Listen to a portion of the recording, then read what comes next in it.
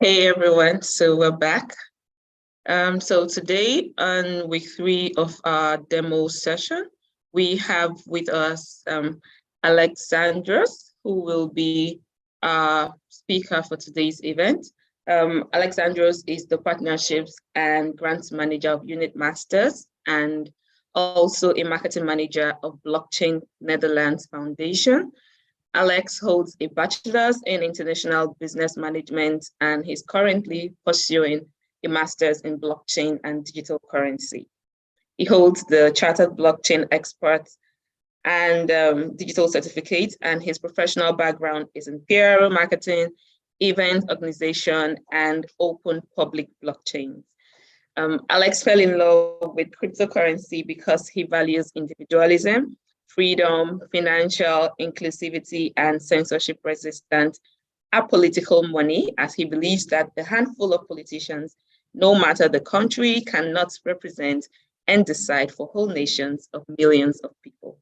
He hopes by using this technology, he can help build a better financial world than the one we currently live in. So Alex, you're welcome to today's event. It's always a pleasure to have you here. So you can please take it away. Yes, thank you, Agama. It's really nice to be here. It's nice to see that all of you, well, so many of you are here as well. So today's session will be about decentralized autonomous organizations. I have prepared, as I always do, a short presentation. So please tell me if you see my screen so I can start. Okay, good. So we will first talk a little bit about decentralized autonomous organizations, what they are, how they work, and then I will go through how to do your own research briefly as well.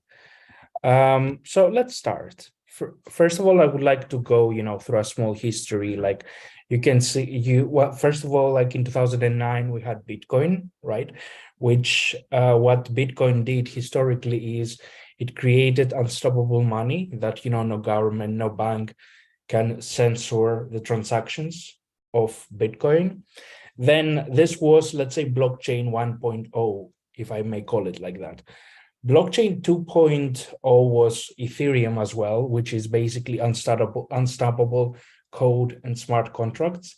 This basically means that no individual can, in a normal code, let's say, if you would use something that is centralized, you can still change the code before once deployed.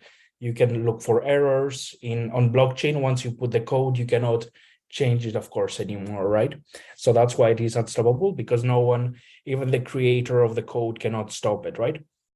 And through that code, you can create smart contracts, which are self-executable agreements between people, let's say, and not only people, can be between person and a machine, let's say if it is AI, or between AI and AI as well.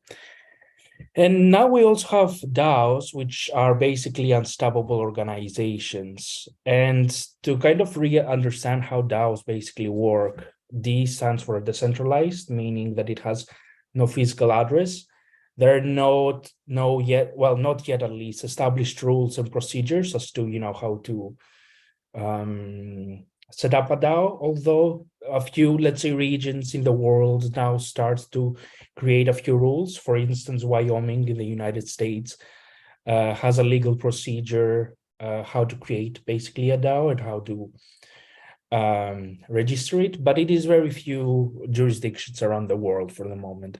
Wyoming is the only one that I'm currently aware of, maybe somewhere else, maybe in Texas as well, I'm not sure. They're online organizations that live on the blockchain and are maintained by the people that are part of the organization. A stands for autonomous. This means that they are self-executing organizations, so you do not need people to maintain the organization.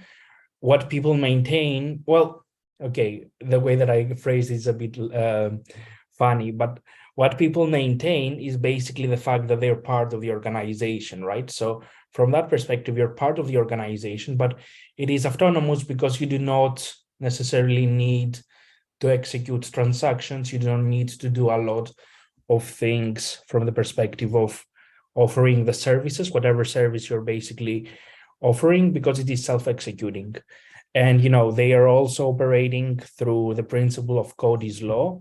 So basically the law from the DAO perspective is that whatever you have coded and the way that the DAO is executing, that's basically also the law, which is a bit odd for lawyers, of course, right? Because it's a different way that normally you have the law from the government and they kind of regulate the organization. But let's see basically how it will go. We're still very early days, right?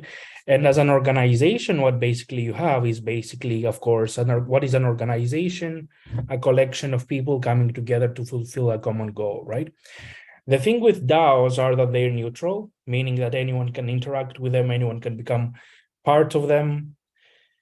Humans of all backgrounds, you don't need, of course, because it's a machine in some way, a digital machine, let's say in some ways, if we could put it like this, they do not discriminate between colors, between religions. Anyone can become a member, anyone can, vote and propose, as we will see later.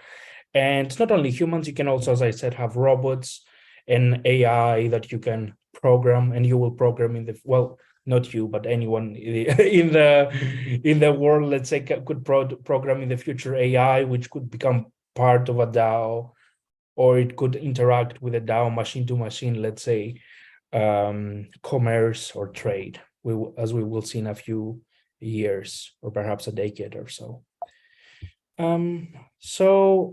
And some things that we also have to understand is that DAOs are not good or evil, right? They are influenced more by the choices of their members and the environment they operate in. So basically, you can create a DAO that is for a good purpose, and you can create a DAO that is for a bad purpose. And the purpose kind of lives in with the person that created the DAO and the people that are part of the DAO, right? So as I said, everyone can join. Let's say, hypothetically speaking, you can have someone like Mother Teresa, who is seen as a pinnacle of good, let's say, and you can have Hitler being parts of two different DAOs. But of course, DAOs themselves are not evil. It's how people decide to use them that can be seen as good and evil, of course, as well. That's something that we should also keep in mind. And how you can basically be part of a DAO is that you create, you can hold the token of the DAO, and you can create proposals about the future of the protocol or the organization. So it's, let's say let me give you an example, a really simple example that I like to give. Let's say we are in a Zoom room here right now, right? And we are all people scattered or all around the world. And if Agama would like to mute me for whatever reason, maybe I talk too much, she can just click on my on click to mute me, for instance, right? In a DAO, we could create a token, let's say, and one of you could, you're like parts, from all parts of the world, you would have the token. And what Agama would have to do is create a proposal and say, should we mute Alexandros because he talks too much? Yes or no, let's say, right? And the people then you would be able to use the token to vote whether or not you would like me to be muted or not, right? If this basically makes sense. So here we can also see a small, let's say, table, kind of like traditional organizations and how a DAO works. So as an organization, DAO is flat and fully democratized, and the traditional organizations are hierarchical. I also have another picture here. You can kind of see a traditional organization has its CEO or owner, then it has upper management, has middle management, and let's say the employees and everything. A decentralized autonomous organization is global. First of all, of course, traditional organizations can be in different jurisdictions as well. But the difference is, of course, that mostly what you have is an office in a country or different offices, let's say, depending on how you do. And people go to that office and work, let's say, right? In a decentralized autonomous organization, people can be, in different jurisdictions around the world and be part of that organization. Decision making is done by voting, voting by members, as I said, as an example of me being muted by popular vote, or by a gamma in a traditional organization just deciding herself that I talk too much, and she just clicks and says, okay, you talk too much, let me mute you. So this is, let's say, like a bit of a difference, like top management and voting by members.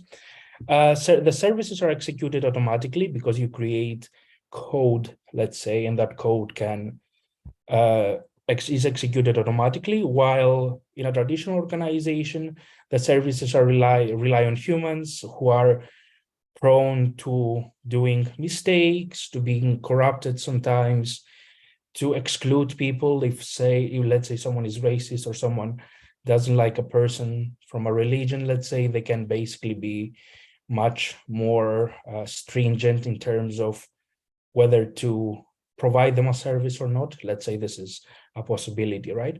While in a DAO, it's executed automatically, and no matter who you are or how you look like, you can, of course, use the services. It's open, anyone can join a DAO.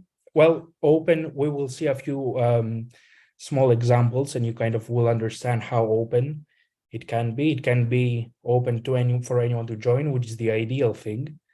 And you can also create a bit more closed DAOs, but we will basically see.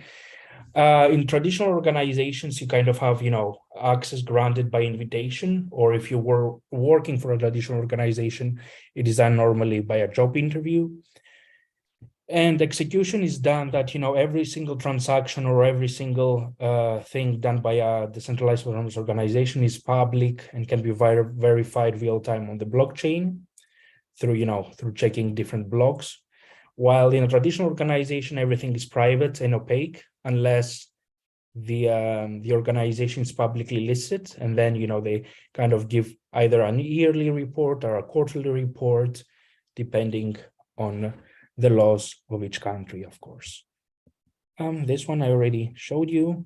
So here we are going to also see a little bit of different examples of DAOs before we go to one of them and try to interact in a more technical way, so you kind of can see how it works. With Uniswap, for instance, in order to vote or submit a proposal, right, you need to hold the Uni token. And in order to do that, you have to own at least 1% of the tokens in circulation. So as you can see, Uniswap is theoretically open for everyone, but you at least, in order to submit, to use its services, but in order to submit or propose something, you need to have at least 1% of the tokens, which some people can afford, some people cannot afford. It depends on how, when you create a DAO, it depends on how open you want to make it. You can create it so, like for instance, Aave here, people, can delegate their tokens to other people to vote for them. And as you see, Aave doesn't have a minimum requirement as to how many tokens you can have. You can have one token, you can have a fraction of the token, and you can still delegate and vote. So it depends on how open you want to make it. It depends on how much, on how many tokens you would like people to hold, of course, as well. Compound Compound is another decentralized autonomous organization, and what the difference is that you can delegate your tokens to other people and they can vote for them. But again, with Compound, you have to at least own 1% of the tokens. On Aave, as I said, you have the very same thing. You can delegate. Let's say you do not want to vote for every single proposal that people give. You can say, okay, let's say I have my tokens on Aave and Agama has her tokens on Aave. And Agama, and let's say we agree on many things. So what I can say is like, okay, I do not want to vote for every single proposal people do. I can delegate my tokens to Agama, and she has the power to make the decisions for both of us. And if I do not like anymore how Agama, let's say, votes for me, I can always click, we will see later, a button, and I take back my tokens, And what happens is Agama still can vote, of course, but only with her tokens. And I have back my tokens to either vote myself or delegate to someone else that I agree with more, let's say. You also have like Maker. This is basically, how do you call it? A protocol where you can borrow and you can create also, let's say, a decentralized currency, which is called DAI. People in order to vote here have to transfer and lock up their tokens from Maker to a smart contract, right? So you kind of, when you do this, your tokens disappear from your wallet. But if you do something like this, do not be alarmed, because there is another button that you can withdraw at any time your tokens, right? Then you have Curve DAO. Curve DAO works a little bit different, of course, as well. You see it uses different lengths for proposal. Let's say if something is a bit less important or it's a small decision, let's say voting can take up to 1 week, right? Let's say I propose something really small, let's say maybe give, I don't know, $50 or $100 to someone to do something for us, let's say to create a flyer or something like this. I'm just giving ideas out of my head, right? And this would, because it's also a really small amount for an organization, like Maker, I think manages around 5 billion, for instance, or 4 billion last time dollars that I checked, right? So you have for $50 or $100, the time stop would be, let's say, 1 week. But if it would be something much more important, you can do it 2 weeks, 3 weeks, 4 weeks, up to 4 years, basically, for big decisions, right? People can look up their tokens in a very similar way like Maker, but instead of your tokens being locked and you not having anything in your wallet, you get some tokens called CRV tokens, which are like, well, CRV tokens are the Curve, let's say, DAO tokens. VCRV are escrowed CRV tokens, which are kind of like, let's say, represent the tokens that you have locked up. And when you lock it out, you can basically take back your normal tokens and you give them back those escrowed CRV tokens, right? So, and in Curve DAO, what you can see is also that you have no maximum for voting, because if you remember, you had to have 1% here. With Uniswap, you had to have at least 1% of the tokens to vote and to, wait, what happened? Do you see my screen for some reason? Okay, now I'm back. So with Curve DAO, you can vote no matter how many tokens you have, but in order to make new proposals, you have to have at least 2,500 CRV tokens. Then you also have other DAOs, but so far, do you have any kind of questions perhaps for me before we continue? Anyone? Gama, could you see if there are any questions? No questions yet. There are no questions yet. I see. Okay, then let me continue.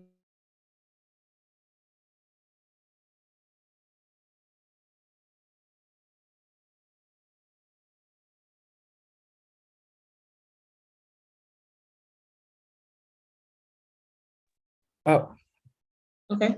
Sorry, So a question. I have some problems with my internet connection.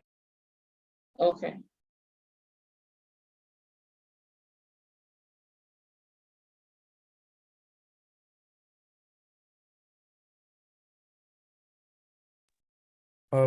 Okay, I think it's better now. Okay. I see Emmanuel raised his hand. Yeah. Maybe he can have questions before we. And there are 2 questions in the chat now. Mm-hmm. Yeah, so I can see Shayna is trying to find out, is getting back your tokens from these organizations guaranteed?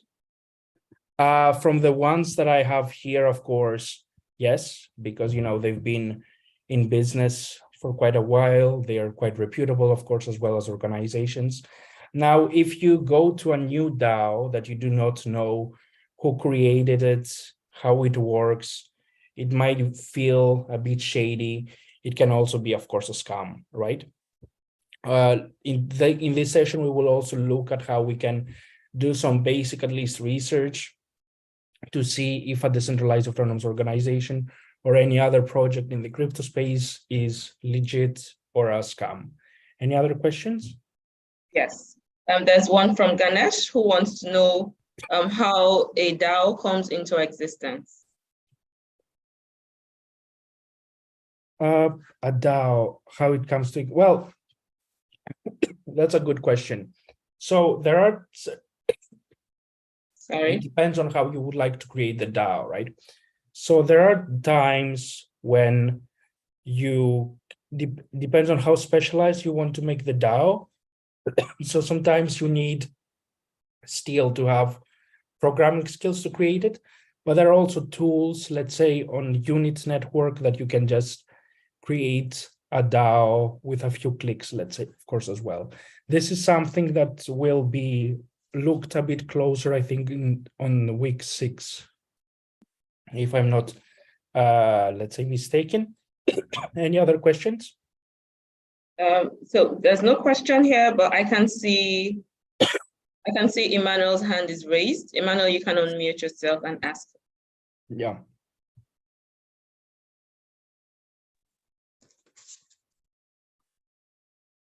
Hi, Emmanuel. Okay, you can unmute yourself.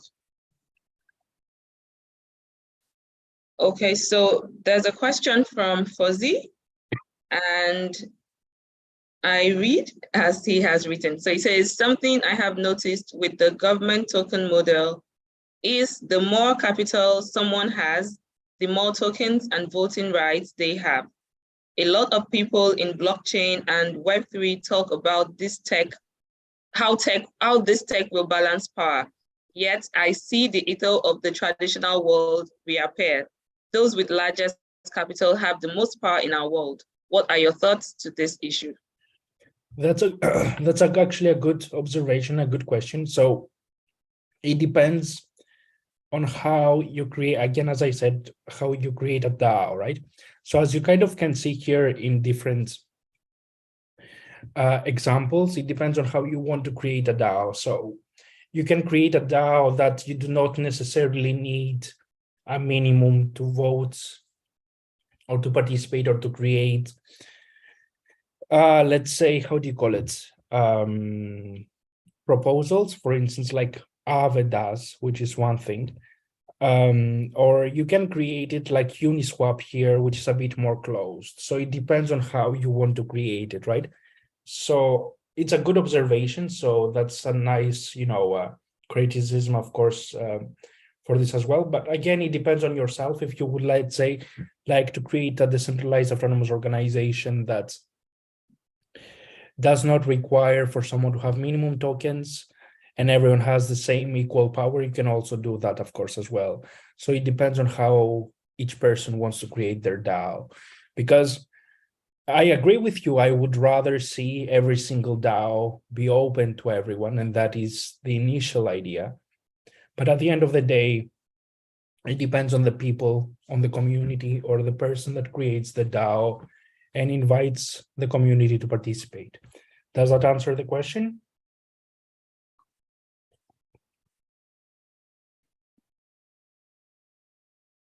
Okay. Okay. And so there's a question from Rahul, and he wants to know, what are your thoughts regarding DAOs versus legality?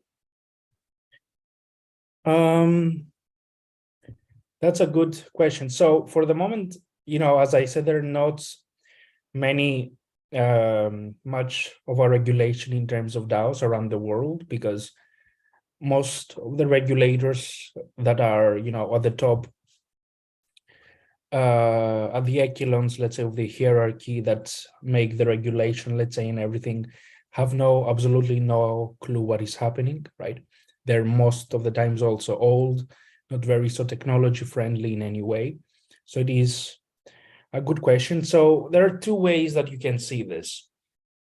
One is, as I said, code is law. Whatever has been programmed into the DAO is the law of the DAO. So there are different, let's say, things that the DAO can do.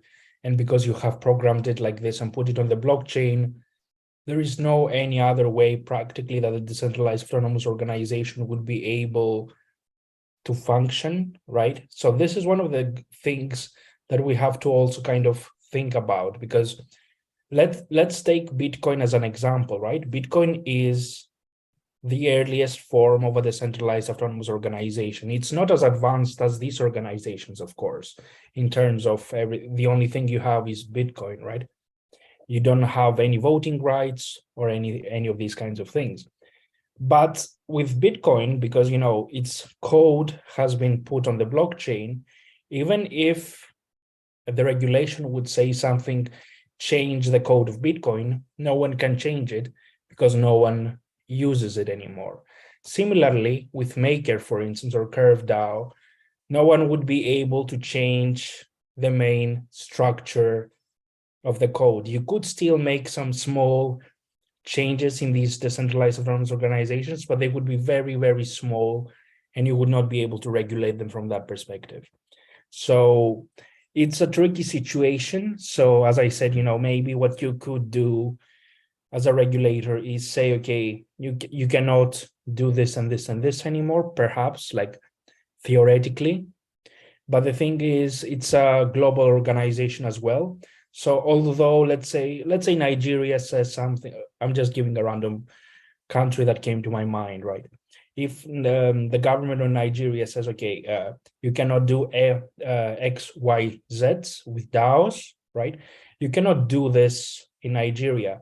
But if someone creates a DAO in the United States and someone from Nigeria joins it, then how does the regulation of Nigeria apply to the United States? You see how tricky it is? So it's not only that regulators have no clue about the whole technology, of course, as I said, because they are of a certain age. Most of these people do not get technology that much, right? I do not want to be ageist, of course. A lot of people are open-minded and know, for instance, I do know regulators that are, but the majority that I have talked with, they do not know what's happening. And it's not only that, but also the global nature of the organization as well, which maybe if you could create a global regulation, but then again, it would not work very well because it depends on who accepts this regulation. Let's say if you have the United States and Russia, as you probably know, they do not really get along that well. So if there is a bad, let's say, relationship between two countries, even though they have accepted the regulation, one country may say to the other that, hey, I don't care what we have agreed upon. We're not in a good relationship. So I'm not going to abide by this regulation. And then you would not be able to do anything, right? Unless you want to start a war, obviously. So it's a very tricky situation from that perspective. Does that answer the question? I do not have a definitive answer on how to proceed. I'm much more in favor of code is law and maybe giving some directions of not using the decentralized autonomous organization to scam people. But other than that, I don't think there is much that could be done unless you would like to really go into the code itself and say to people to not code it like this or like that. And you can do this again in one country, but there are like 190 countries, 195 around the world. So and laws change as well. So it's a very tricky situation. I hope that answers the question. Like I babbled about it a bit, but I can't give like a definitive answer on how you would regulate it. Definitely like from all the countries in the world. Okay, thank you, Alex. Do you want to take more questions now, or you take the other questions later? I'll take the other ones later. We can go through a few more DAOs here, and then we can have questions, before going to see how a DAO works on a website, let's say. So now we also have synthetics. I really like synthetics because it's a bit of a different, let's say, example than the other ones. So you have 5 different decentralized autonomous organizations coming together to form another decentralized autonomous organization called synthetics. And it has no governance token, right? The token that they have, which is SNX, is used as collateral to mint synthetic assets. So it's not about governance, and proposals can be done by anyone, right? And approval comes from what they call the Spartan Council. This is 8 people that all 5 DAOs elect annually. And these people have the responsibilities of reviewing proposals, of interviewing proposal authors, and implementing the proposals if they are being voted to be accepted, let's say. Then you have 3 more that I would like to bring an attention to as well. Year in Finance, it's managed again by different DAOs called sub-DAOs, and it's using what it's called constrained delegation. So it's a bit of a more closed DAO. So only these DAOs can basically vote there. As you see, so it depends on how open you want to make it as a person. Then I don't know if people know the Rarible platform. This is an NFT platform. They have a Rarible token called Rari, and you can earn it. Well, you can go on an exchange and buy it, I suppose, but you can also earn it by participating on the NFT platform, buying and selling NFTs, and holders of that token can vote and submit proposals, and there is no minimum for that. Now, you also have the Travala token, which is one really interesting use case that I like. It's basically a traveling agency as a decentralized autonomous organization. And what you can do with this is you have the Travala token, and basically people that have the Travala token, they can basically vote and submit proposals on how the traveling agency is being managed. And they also accept 90 plus crypto at this point for flights and hotel accommodation, and they also use traditional payment methods. Well, this one might have been like, for some reason I have the idea it may have sounded like I'm promoting them. So I think maybe I should also clear out that we're not taking any money from any of these decentralized autonomous organizations. Everything is being given us just for educational purposes, right? So that you kind of have that in mind as well. So finally, let's go to other use cases for DAOs, right? Besides of voting and participating, there is that you can also work for a DAO. There are different ways that you can do that: full employment, like a full-time employee, like in a normal traditional organization. You can ask that you would like, let's say, to create something for the DAO. Let's say they have a website and you would like to translate it into your own language, let's say Portuguese or Russian or English. Well, English is probably already translated, but I'm just giving languages that come to my mind, Chinese or whatever.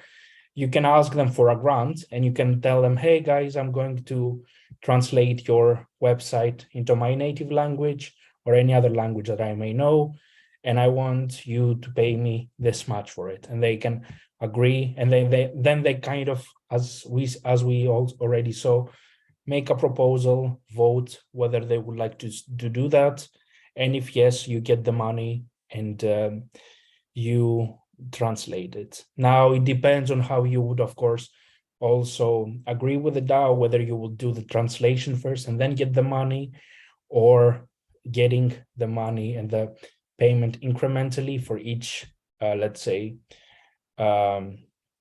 milestone that you achieve with the translation. And the translation is just an example that came to my mind. If you have any other services like marketing the DAO, coding, expanding the DAO, or community management, or any of these things, you can also do that, right? You can have, they can also have bounties.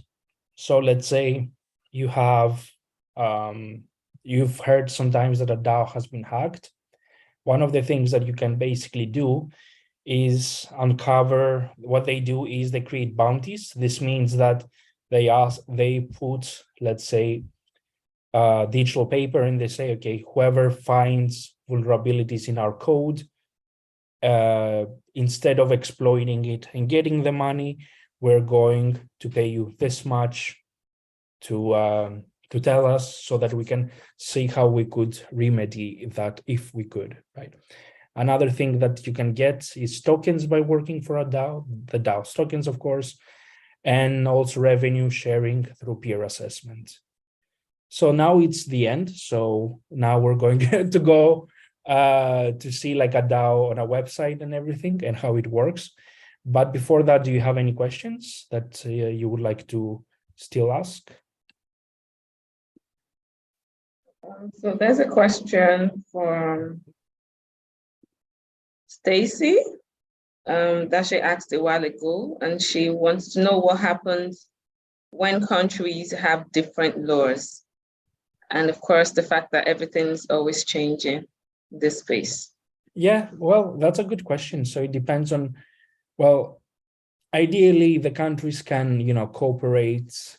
Let's say if it is a scam, especially, the countries can cooperate somehow to find a solution. But again, as I said, let's say if a scam happens right now somewhere in Russia or somewhere in China or in the United States, let's say if it is a scam that affects in the United States that affects a Russian citizen or vice versa, because these two countries for the moment do not have really good relationship, as you probably know, one of the two countries may say, I do not want to cooperate on this. It's your problem that this scam happened, right? Or your citizens' problem that this scam happened.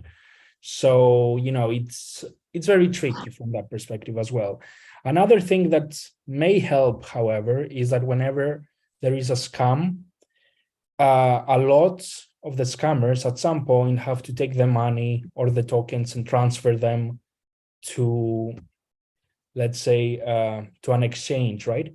So you have certain organizations, let's say like chain analysis, they kind of look for these kinds of scams and they track where the money goes because everything is public, right? And once this money goes to an exchange, they go to the exchange and they tell them, because an exchange is a centralized organization, they freeze the money and send it to the person that got scammed. This is another way that you can do it. But so you see, it's not per se, at least for the moment, from a government perspective, it's also from a private perspective. You have organizations like these ones that are more like, think of them as cyber detectives, I suppose, or cyber stalkers, however you want to call them. They kind of look, as I said, all these scams, and they track them to see how you can basically, someone can retrieve their tokens back.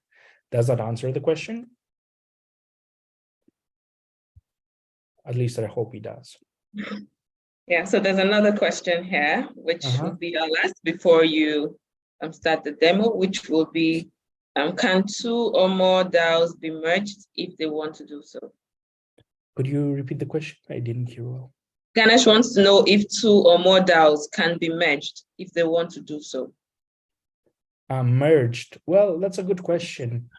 I mean, what that would mean, right, is that from a technical perspective, how I see it is, because you cannot necessarily change the code in a DAO, right? So what a merge, how it would happen, at least from a practical perspective, is, let's say we are one community and there is another community that wants to merge.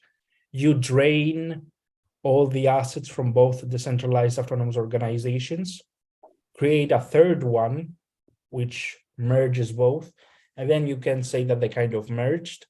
That's one way that I would see that 2 DAOs could basically merge. Another one would be, no, actually, for this moment, at this point, nothing else comes to my mind, from the top of my head. of how else they could basically be merged as well. You could also do, theoretically speaking, say they merged because they really go well together, or there is, a synergy with the smart contracts, because with smart contracts, what you can do is you can connect with one smart contract to another DAO's smart contracts. And, by connecting them, you kind of get a combo effect of, let's say, whatever these two DAOs have been programmed to do. But if you would really, really like to merge it, like in that case, then that would mean that you create a third DAO.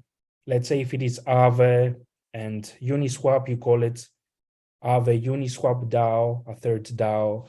You create it, and then you take the money from both other DAOs and siphon it to the third DAO, and you put all two communities together. That I could see as a merge. Does that answer the question? Or at least I hope, as again, that it does, right? So let's go to a DAO. Let's go to Aave. I haven't loaded any Aave tokens, but we can go through it like this as well. So you kind of can see here the interface of the website. You can also see how much money they manage, which is $5 billion across 7 blockchains, because what you can do with each blockchain is you can connect one blockchain to the other, which you can also call them networks, right? Blockchains or networks. And what Aave does is you can borrow, lend money, and you can also stake and vote as well. We will go through them as well. These are the blockchains that they're active on: Polygon, we see Ethereum, Avalanche, Optimism, Phantom, AMM, Aave, Arc, and Arbitrum. And well, I wouldn't call them all blockchains.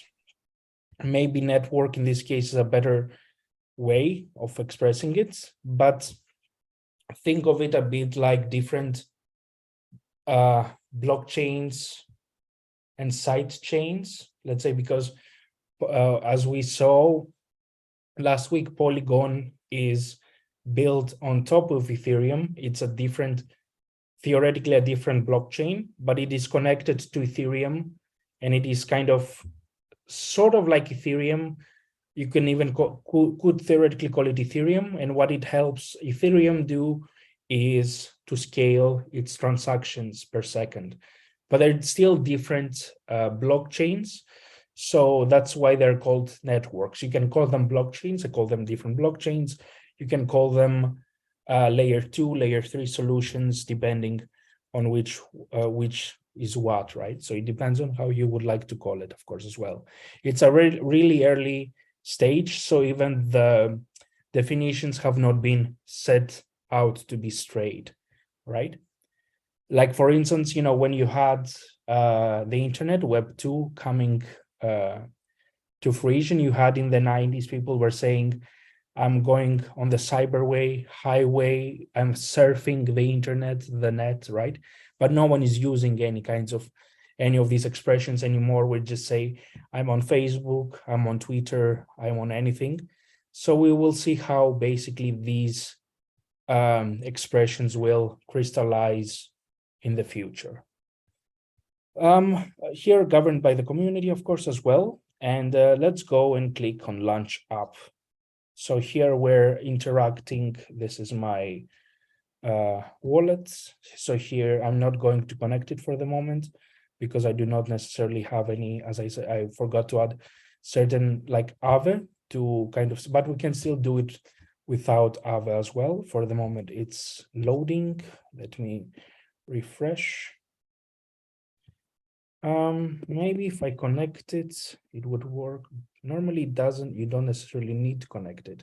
So maybe it's the internet. Okay, so the dashboard, we can also do perhaps without the dashboard, because with the dashboard, you kind of can see how much Aave you have and these kinds of things. But we can go through market, stake, governance, and the other ones. So with markets here, you kind of can see assets that you can borrow for instance, Binance, and you can see the API and everything, because this is what the DAO gives you, right? It allows peer-to-peer, person-to-person, like one person to deposit money. Let's say a person in Nigeria deposits $100 and someone in Binance USD, in BUSD, and someone in the United States wants to take BUSD as a loan. They can come here and they can get the loan from the person in Nigeria without knowing one another, right? And the smart contract enforces it with one another. Here you can stake if you would like to. And here is the governance that I basically told you about, right? So here you can, as you can basically also see, you can connect your wallet. If you have any Aave, you can click on delegate your power to someone else, to another wallet that I kind of also said, with Agama, let's say if I would like to, I can delegate my voting power to Agama or to any other person that I may know and that we agree with. Here we kind of see certain, proposals here. Let's see one that says set LTDO, setmatic, Polygon V3. Yeah, here maybe it's a bit less technical, let's say. Pause Uni borrowing. Uni is the Uniswap token from another DAO. And here, as you can basically see, you can, they say, we want to pause the borrowing of this token because of this and this and this, right? And you can go through it. They also have this. You can click on it and read it in a more detailed way, what they would like to do. But basically, that's what they kind of say through the title. You can see here 100% of these people said yes. So maybe there is a good reason that they would like to pose it. 0.01%, 12 Aave said no. So this one is going to pass probably as a yes. Then you can connect your wallet and you can, click view all votes. And then you get how do you call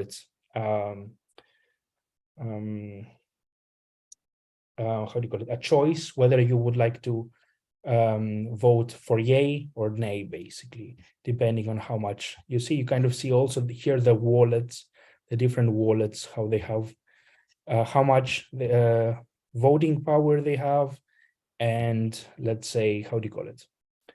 And what are the wallets? As you can see, it doesn't say Alex or Agama to kind of protect a bit the privacy of each person. So you see either the address or their addresses, let's say, how do you call it? You can also buy what is called basically, how do you call it? It's sort of like a website, like a URL or a link, like you have aave.com, but instead of putting it on your, let's say, on your website, you can add this to your wallet and you can use that instead of your wallet's address, which is 0x1664596. So this is how basically you do it, as you kind of can see. And if you go on Uniswap, which we already saw, and this one requires you to have 1% of the tokens in circulation, of course, but it works in a very similar way. You can see here, you have tokens, NFTs, and pool and everything. And this is basically an decentralized exchange, like Binance is a centralized one, where you basically have people operating it.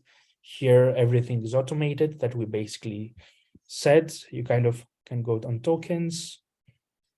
You can kind of also see sort of like how much, what tokens have been locked and everything, of course, as well. And if you go on governance, you can kind of see how it's basically implemented. And you can, kind of read, but at the same time, you can also go here. Maybe they kind of disabled it for the moment, but there was also governance here that you could click and do the very same thing that you kind of did on Aave. Maybe they're working on something, I'm not sure, but they did have a governance like you have on Aave here, right? You could click on it and you could see everything as well here. Any questions so far?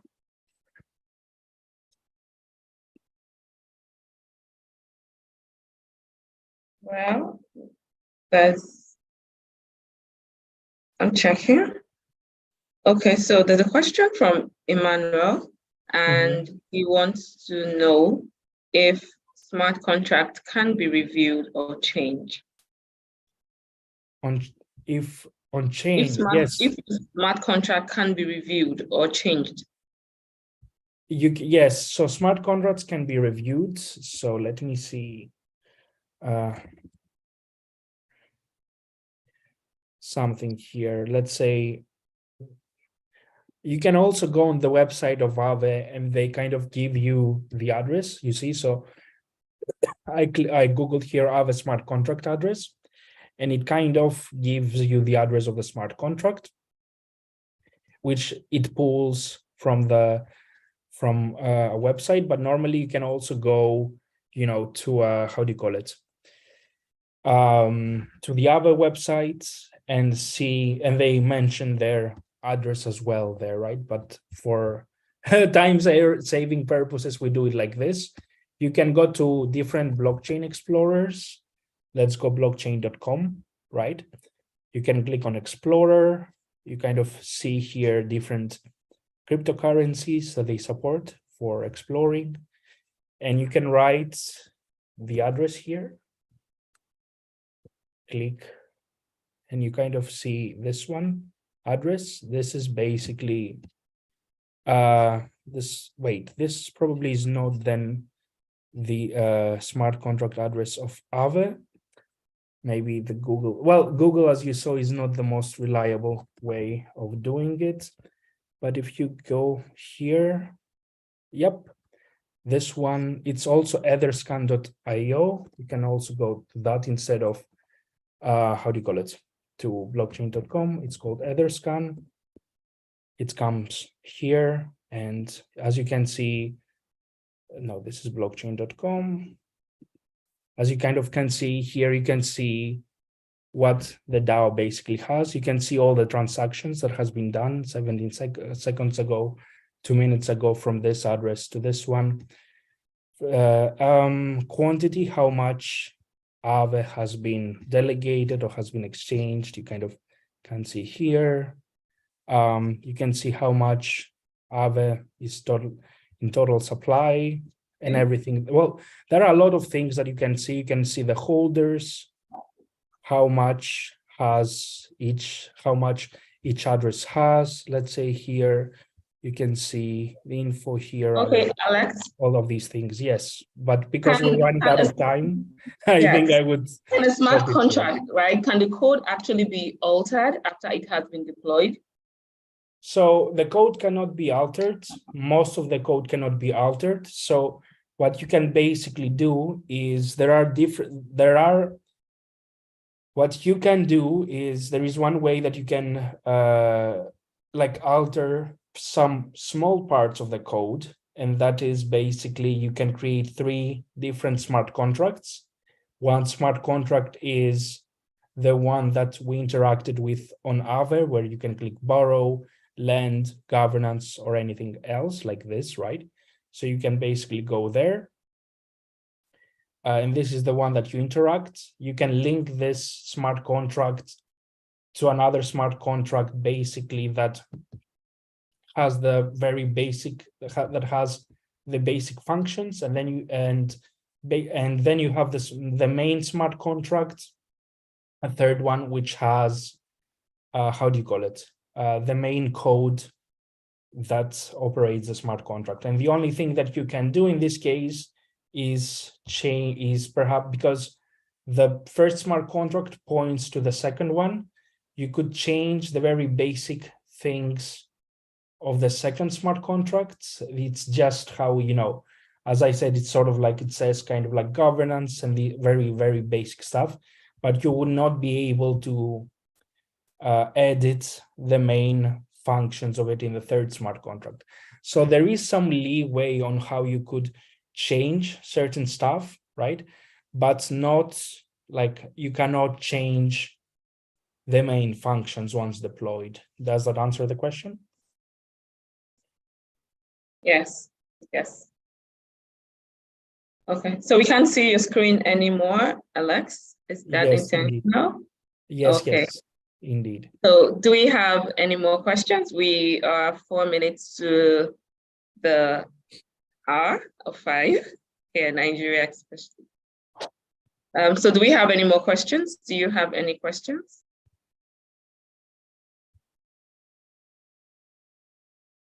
Okay, so yes, the recording will be available.